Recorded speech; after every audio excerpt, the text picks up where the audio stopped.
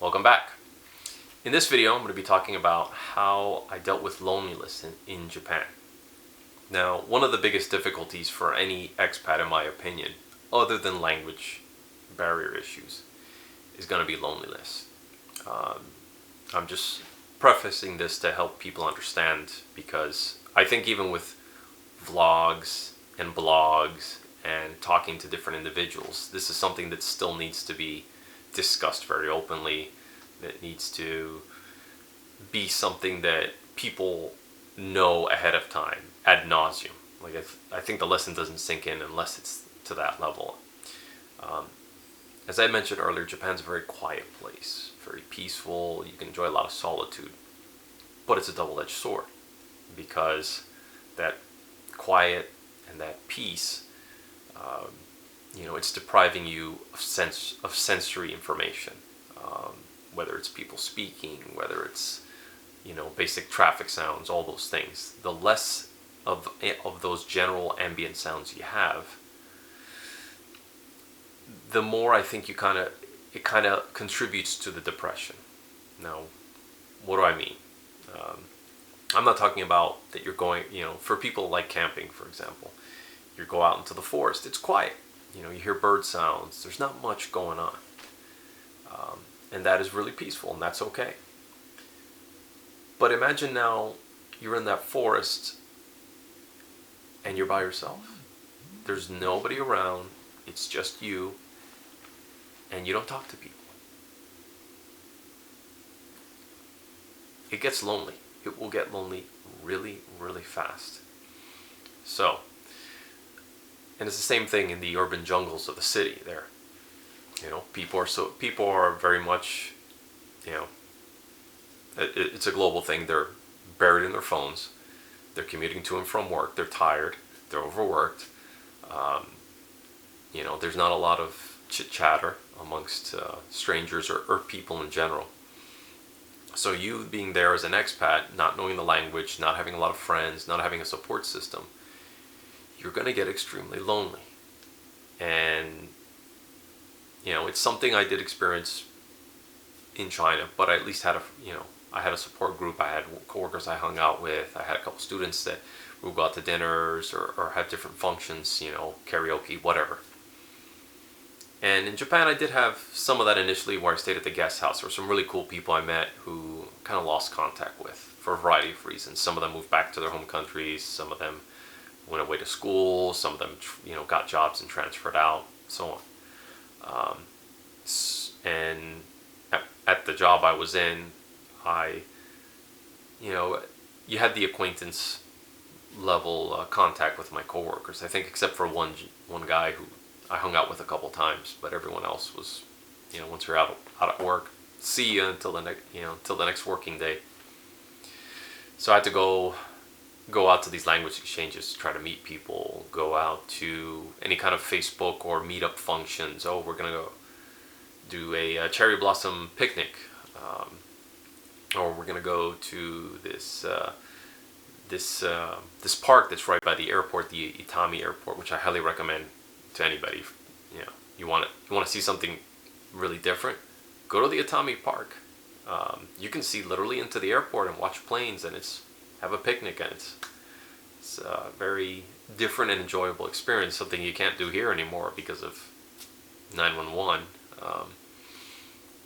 Anyhow, so all of these, as I said, you lose that sensory deprivation, so you have to fill it with something, because you will get depressed. So some expats, unfortunately, go to the drink for that. Go to a bar, and as a friend once said, you're replacing people with drinks. And that's part of the reasons why I stopped drinking is, I guess I got into a kind of a low and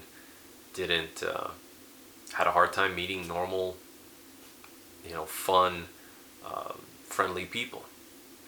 So I, like many other expats, we just went to bars, and just kind of, drank our stress and loneliness away. One of the things that helped me a lot dealing with loneliness there was photography. It was something I picked up in China, something I continued, to probably a much higher degree in Japan. I would just, all right, I'm going to go down this street and I'm going to take a bunch of pictures, or I'm going to do an all-night walk in Osaka and just do a lot of street photography, or I'm going to take a couple days off and head to X city and, do a little exploring and take a bunch of photos and process them and upload them and share them with a bunch of people, Facebook and other social media. That helped a lot. Just being, putting that camera to my face and hitting that shutter button eased a lot of my stress and, pushed the loneliness away or helped me deal with it. Going to language exchanges, talking to other people, even if it was the same conversation over and over and over, and the same questions and the same schedule, and it helped a lot because at least I had some social interaction.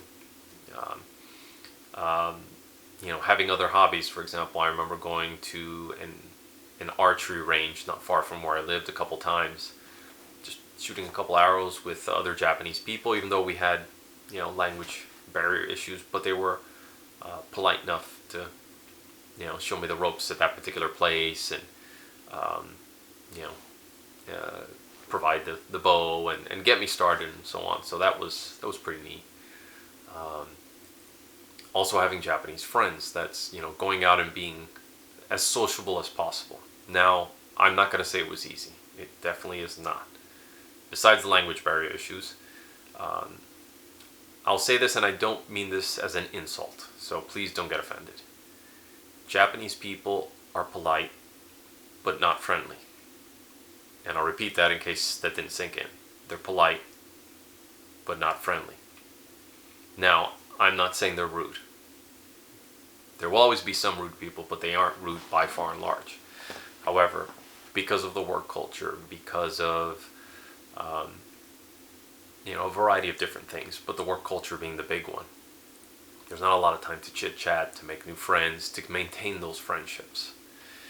So you may ask somebody, hey, how do I get to this place, or can you help me with this? And they'll do it. They'll generally do it because it's just ingrained in the culture. You need to be polite. But if you're expecting a friendship to come out of that, if even people that you hang out with, if you think you're friends with them, you may find out you're not. You may find out they're just being polite. They don't want to be rude. They don't want to tell you directly how they feel. So that's another thing that kind of contributes to the loneliness. You don't feel like the connections you're making are that strong. So the best ways to deal with that is stick to your hobbies, go out urban exploring, go out and have new food and try new things, and don't stay in your apartment, because it kind of leads to a vicious cycle of, oh, I'm so lonely and bored and depressed, I don't want to do anything, I'm just going to stay home because it's the same grind over and over. And then you get more depressed. And then you think that again, and then you stay home longer and longer and more. And again, movement helps. Getting out of the place, doing stuff, even when you don't want to, just forcing yourself to do it. You will feel better. Guaranteed. So that's how I dealt with the loneliness in Japan, and that's how I recommend other people deal with it. Find a group of people, go out and be as friendly as possible, even if it doesn't get reciprocated. Enjoy some hobbies, but just get out and do stuff, and minimize the drink and the other vices, and you'll find it'll be a lot easier dealing with it in the long run. In any case, see you guys in the next video.